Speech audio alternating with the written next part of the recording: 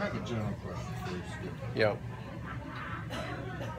We spend most of our time talking about the individuation process. That's what Answer to Jung is all about. Right. And a lot of his writing is all about that. Right. That's the core. Right. But he pops out these insights about the feminine and the masculine. Right. All the time. Right. Somehow that's weaved in and out of this. Right. What do you think? How do you think he arrived at those kind of insights? Because it's almost like he doesn't really have the experience of feminine, but he's observed it. He's more comfortable with the anima. He's more comfortable with the masculine point of view. I think he scratched at it for 60 years, okay? And he wanted to understand it. I mean, why did Emma stay with him when she knew he was philandering, right? Because he was able to explain to her as she became a therapist herself, and as she and Tony Wolfe, I mean, he used to go off for weeks at a time and leave his patients to Emma and Tony Wolfe because he was able to explain what was going on. And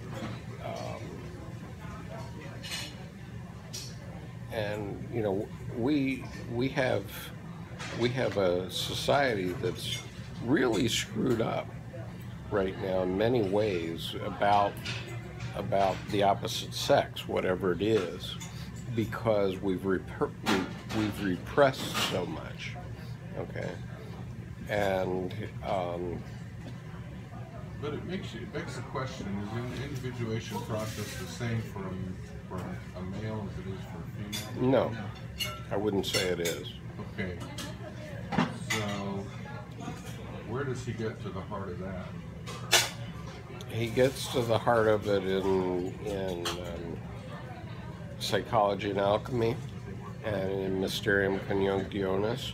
But keep in mind that Mysterium Coniunctionis is this thick as a book, but it only covers like, well, this much of it's footnotes. right. It only covers 7 or 8 major things, and one of them is anima, animus, okay, and so on, and so, but again, these things are all like the Matryoshka dolls. I'm going to call them Matryoshka dolls, even if they aren't, because that's what comes to my mind when I think of the nested the way dolls. I came to that was through mythology. It wasn't even through them, because Right.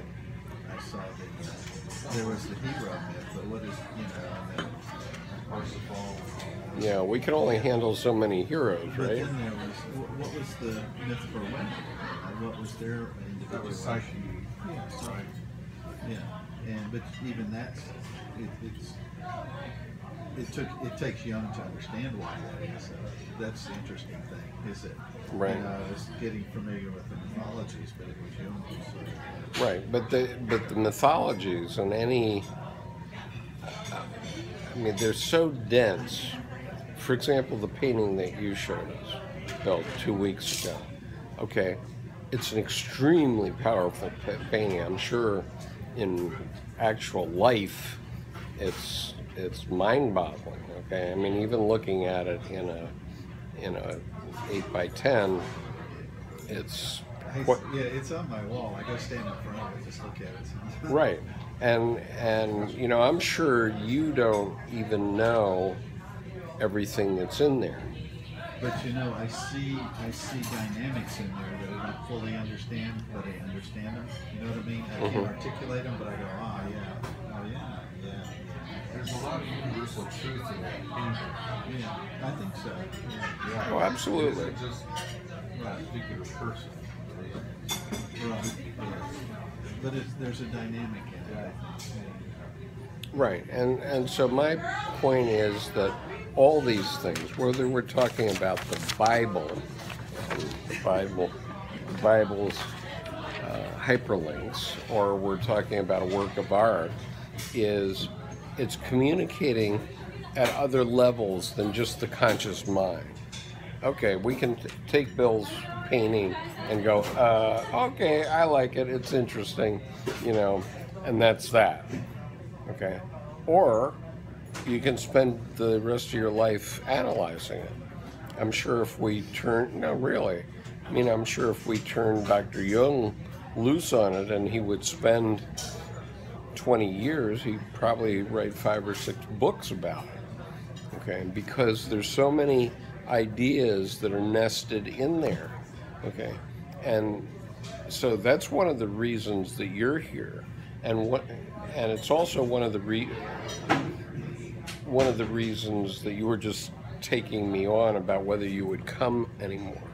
Okay, I reached maybe some sort of boundary in terms of how we should be handling this group, right? And I have to steer that back toward the center. You have to steer it back toward the center. If I were to insist, no, this is going to be about political psychology, you'd be gone in a minute, okay? But I'm not saying that. I'm saying I want to get to the bottom of what this man was saying. And the answer is that we'll never get to the bottom of it, but at the same time, we'll have more and more richness to it. Okay, it's not like we've been talking about very different issues since last summer. Okay, day after tomorrow is the first anniversary of this group, believe it or not. I mean, I actually started to do the lectures by myself on June 1st. Do you remember how long you'd been doing it before? 2 or 3 days, 2 or 3 meetings. So I came right here. So, were you there the first time? I was not. No one was there the first one. I was there the second. Right. So no one. I think you came the second or the third.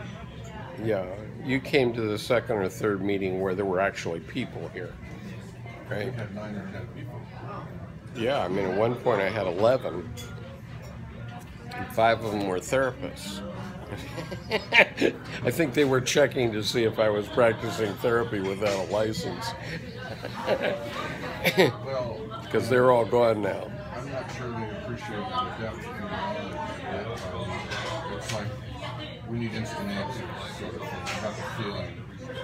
No, this is a slowly. Well, that's where the psychotherapists of today, the ones that are dispensing meds, they're not covering this at all. They're up at this superficial level, and they're giving you meds to treat your pain, right? So maybe you can treat your pain or your schizophrenia, but that's not getting down to the depth. That's not where I want to go with it eventually, and I think you're going to get into it, is how he actually he counseled mainly women, right? So how did he harness his knowledge of the animus? Okay? I'm particularly interested in that. The anima part is easier for me to understand. Mm-hmm. But he never really talks about what he's doing with his patients, from what I can tell. So it's so theoretical.